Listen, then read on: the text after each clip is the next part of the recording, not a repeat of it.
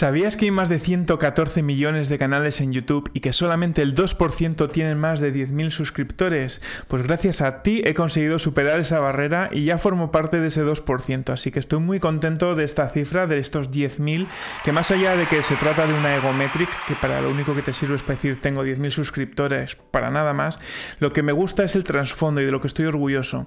Y es que 2 años y 150 vídeos después he conseguido que tú me des tu suscripción, que le des a like, que comentes cada domingo a las 9, y es que la constancia, que es algo que no he tenido mucho en mi vida, en esta ocasión y con este canal pues lo he conseguido, en parte gracias a que después tengo ahí un feedback, tengo ahí preguntas, tengo a vosotros dispuestos a compartir también y os quiero dar las gracias. Por cierto, un saludo a los del gimnasio, a ver si nos vemos pronto.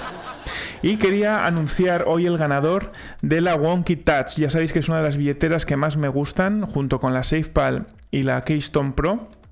Así que hoy voy a nombrar el ganador en este sorteo que he hecho en estas últimas 2 semanas y después os lo voy a contar. El vídeo de hoy es súper interesante y creo que te va a gustar si te quedas, y es que voy a hablar de la adopción cripto y cómo no se está produciendo y cómo se puede producir. Y todo esto ha venido en base a un email que he recibido justamente hoy de una persona de Venezuela que le gustan las cripto y que te voy a pasar a comentarlo contigo.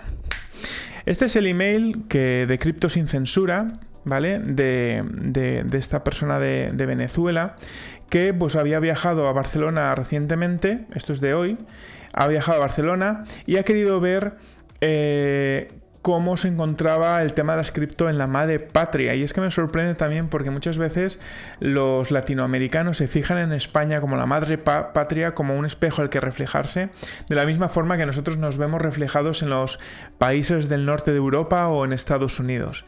Pero creo que tenemos también mucho que aprender los unos de los otros.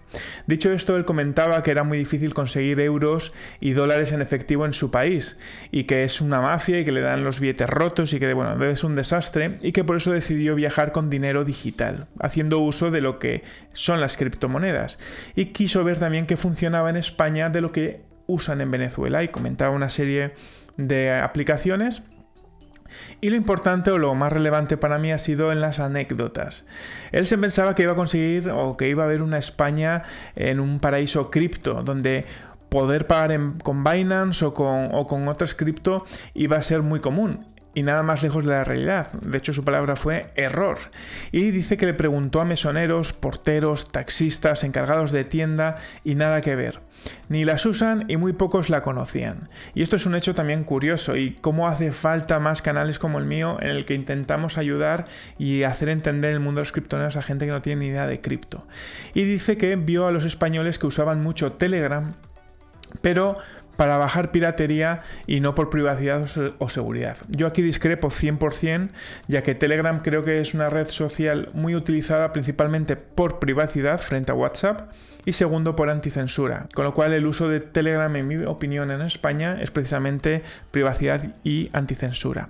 Pero una de las cosas decía, incluso a un par de personas que utilizaban Telegram les pregunté si usaban Toncoin, que es una moneda que yo creo que fue uno de los primeros canales de habla hispana en hablar de este proyecto, y os dejo por aquí la playlist donde se hablaba de esta criptomoneda. Y nada que ver, no saben de qué se trata. Dice, hay una inmensa oportunidad en España de enseñar y capacitar, de hacer eventos y difundir más sobre esta tecnología. Y en eso sí que estoy 100% de acuerdo, y es de lo que voy a hablar en este vídeo, de cómo Toncoin, frente a Ethereum y a Bitcoin, puede convertirse en el catalizador que genere la adopción cripto en el mundo. Y si te interesa saber por qué, quédate que empezamos.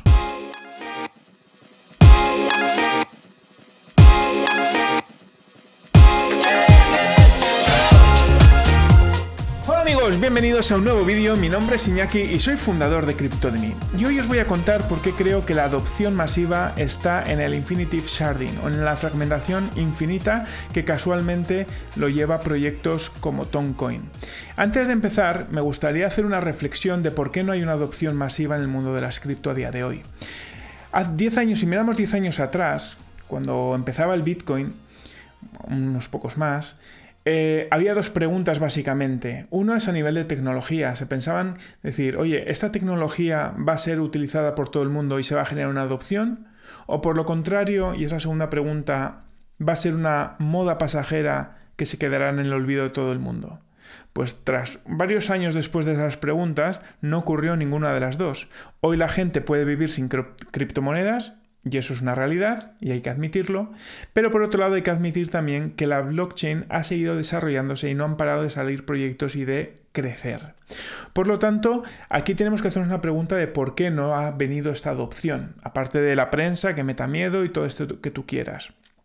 Y es una cosa muy clara, el Bitcoin puede hacer 7 transacciones por segundo, Ethereum puede hacer 30 transacciones por segundo, y una Visa puede hacer 24.000 transacciones por segundo. Esto básicamente es debido a la descentralización versus la centralización. Mientras que Bitcoin y Ethereum tienen que, junto a los nodos y tal, ponerse de acuerdo para firmar y verificar transacciones, Visa lo hace todo él solito, con lo cual es centralizado y es muchísimo más rápido. ¿Qué ocurre con esto? Que se produce una paradoja, y es que a mayor volumen de transacciones, el embudo se va estrechando. Y cuando el embudo está estrecho, las fees, las comisiones de red, los pagos por red, aumentan, produciendo situaciones como que, por ejemplo, si Juan quiere enviar 20 euros a Pedro, el hecho de enviárselos le va a costar $40.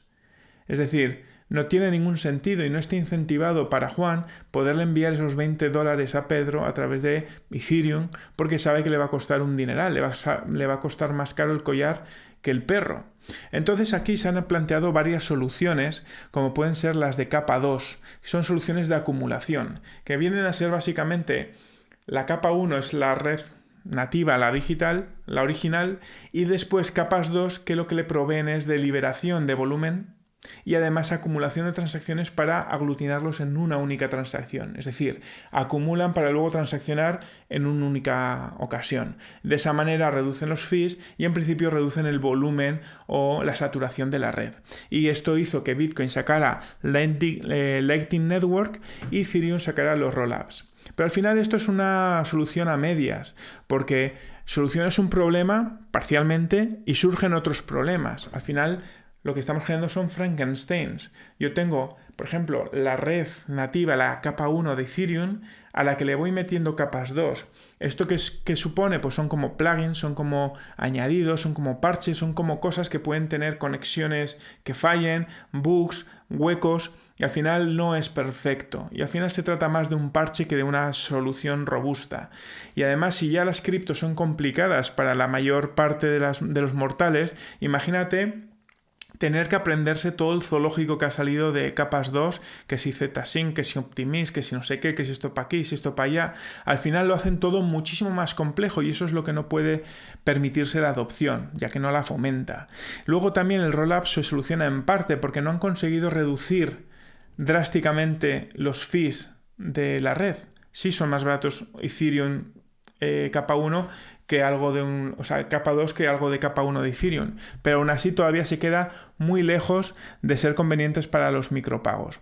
Entonces hubo un desarrollador de Toncoin que dijo que ellos estaban enfocados en el 95,8% de la población mundial, ya que solamente el 4,2% usa cripto en el mundo. Estamos hablando de unos niveles de Internet en 1998.